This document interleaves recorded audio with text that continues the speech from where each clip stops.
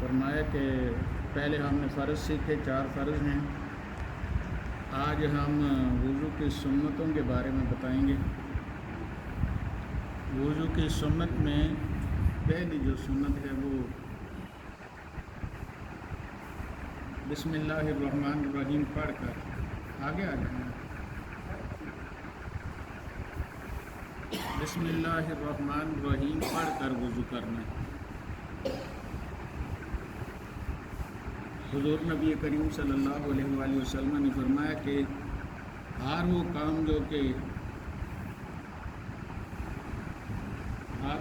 جو کہ اللہ تعالیٰ کو راضی کرنے والا ہے، اس سے پہلے بسم اللہ پڑھنی ضروری ہے۔ کل امر ذی بال لم یبدأ بسم اللہ فہو ابتر، کہ ہر وہ کام جو کہ بسم اللہ کے بغیر شروع کیا جاتا ہے، جائز کام جس سے اللہ راضی ہوتا ہے، بسم اللہ کے بغیر وہ مکمل نہیں ہوتا۔ اس بات کو ہم سمجھیں گے کہ مکمل نہیں ہوتا، اس کا کیا مطلب ہے؟ کوئی بھی کام ہم کرتے ہیں تو اس کام کا ہمیں نفع ہونا چاہیے، اور وہ کام ہمارے لیے ظاہرہ ہونا چاہیے اللہ تعالیٰ کے ہاں، اور قیامت کو کہوں گے ربنا آتنا فی الدنیا حسنہ وفی الآخرۃ حسنہ، کہ ہمیں اللہ نے تعلیم دی ہے، دعا کی کہ دنیا میں بھی بھلائی مانگو اور آخرت میں بھلائی مانگو۔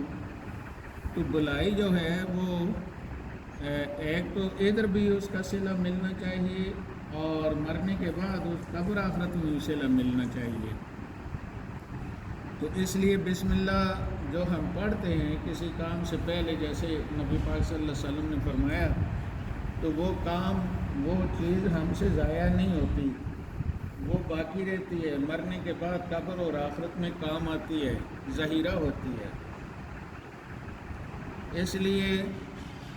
اس بسم اللہ کو ہم آئندہ پڑھیں گے اہتمام کے ساتھ، اور یہ کوشش کریں گے کہ وضو کے آداب میں آدمی وضو کرے تو اس وقت اس کا منہ قبلے کی طرف ہونا چاہیے۔ تو اگر ایسا کوئی طریقہ بن سکے کہ ہوں گے مسجدوں میں جگہ کوئی مناسب ایسے نہیں ہے، میں نے بہت سوچا اور ابھی میں سوچ رہا ہوں، یہ اس لیے میں نے ادھورا چھوڑا ہے کہ قبلے کی طرف مڑ کر ٹوٹی لگنی چاہیے۔ تو قبلے کی طرف منہ کر کے وضو کرنا یہ وضو کے آداب میں ہے۔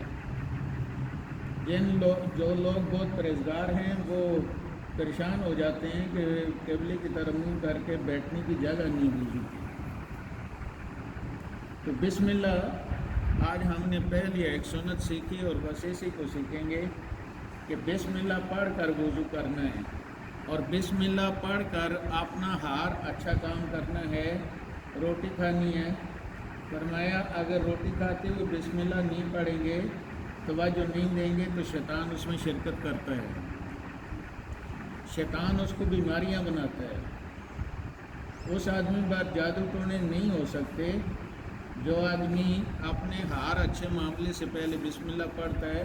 اس کام میں شیطان شرکت نہیں کر سکتا۔ اس لیے ہمیں وضو کرنے سے پہلے آئندہ بسم اللہ پڑھنی ہے، اور قرآن پاک میں خود بیان کیا ہے کہ وضو سے پہلے بھی نیت ہے، تو نیت عبادت میں ہے، تو وضو کو ہم نے عبادت سمجھنا ہے، اور ایسی عبادت ہے کہ نقد فائدہ ہے اس کا، کہ وضو کر کے آدمی جیسے سنت میں ہے، جیسے ہم آگے بتائیں گے، وہ جب آدمی وضو کر کے فارغ ہوتا ہے تو اس کے جسم کے اندر باہر کے سارے گناہ ختم ہو جاتے ہیں۔ یہی جو حدیث پاک ہے کہ بسم اللہ پڑھ کر وضو کریں، فرمایا جو بسم اللہ پڑھ کر وضو کرتا ہے اس کا جسم اندر باہر سے پاک ہو جاتا ہے، اور جو آدمی بسم اللہ پڑھ کر وضو نہیں کرتا اس کے وہی اعضاء پاک ہوتے ہیں جن کو وہ دھوتا ہے، اور جو اندر باہر سے پاک ہو جاتا ہے وہ صرف گناہوں سے پاک نہیں ہوتا، اس کے لیے دوسری حدیثیں ہیں، مثلا جیسے میں نے آپ کو بتایا تھا سرسری کے کپڑا وغیرہ جو سر پہ باندھنا ہے وہ اس سے وضو کا پانی خشک نہیں کرنا، یا مسجد میں وضو کا پانی نہ گرے، لیکن وہ بات کی تفصیل ہے۔ تو بسم اللہ الرحمن الرحیم پڑھ کر ہم وضو کریں گے اور یہ یقین رکھیں گے دوسرے ایمان اور احتساب والی حدیث کا کہ ایک تو ہمارا یقین ہے اللہ کی ذات پر، اللہ کا دین ہے، اللہ کے محبوب نے ہمیں تعلیم کیا ہے، اور یہ پتھر پر لکیر یقینی بات ہے،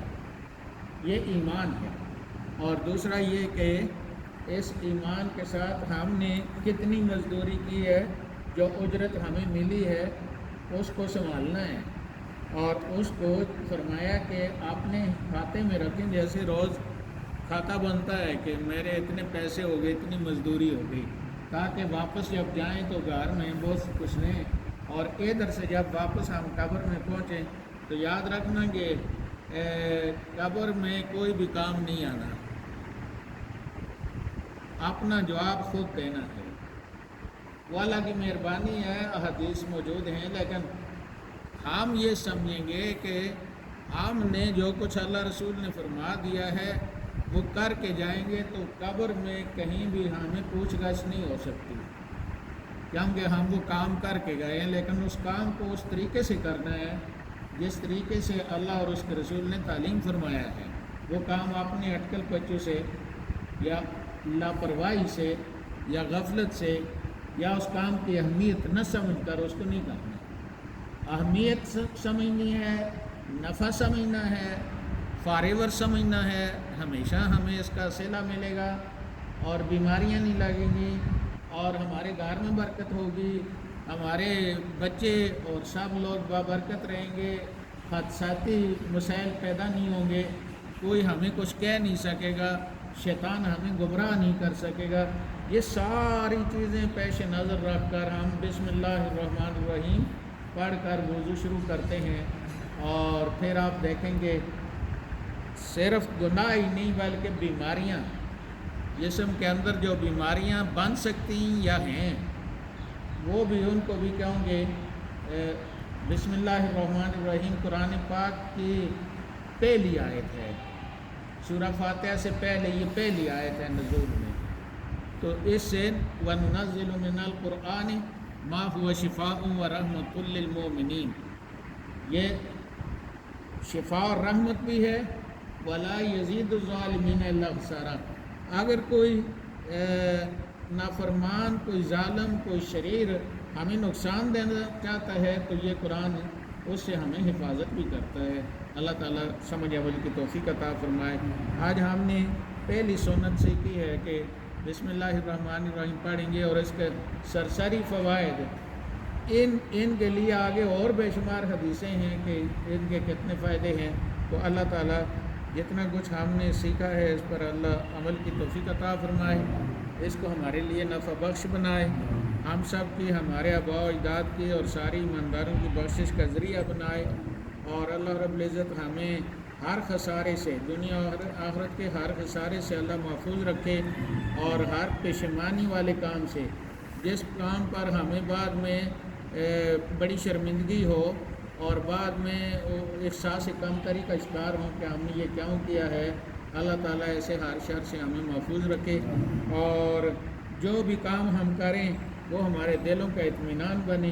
اور اللہ رسول کے ساتھ ہماری جو وابستگی ہے اس میں مضبوطی آئے، اور اللہ رب العزت جتنے بھی نفع ہیں بسم اللہ الرحمن الرحیم پڑھنے کے، اللہ تعالیٰ وہ ہم سب نصیب فرمائے۔ بزرگوں نے یہاں سے میں سفر کر کے گیا تھا جلوزئی میں،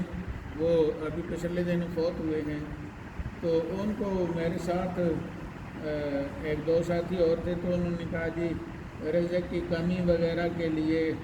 تو انہوں نے فرمایا کہ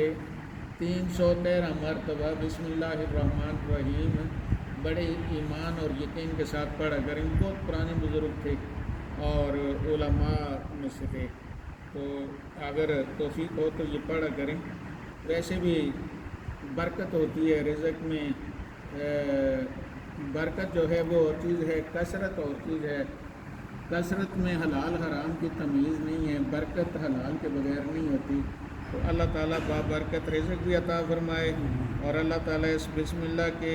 اثر سے ہماری بیماریاں، روحانی جسمانی بیماریوں کو اللہ شفا نصیب فرمائے، اور حسد، کینہ، بغض جو ہمیں ہلاک کرنے والی چیزیں ہیں، خود حسد کرنے والا ہلاک ہوتا ہے، تو یہ بیماریاں اللہ تعالی ہمیں ان کی ہلاکتوں سے محفوظ رکھے، اور اللہ رب العزت ہمیں دل اور زبان اور سوچ میں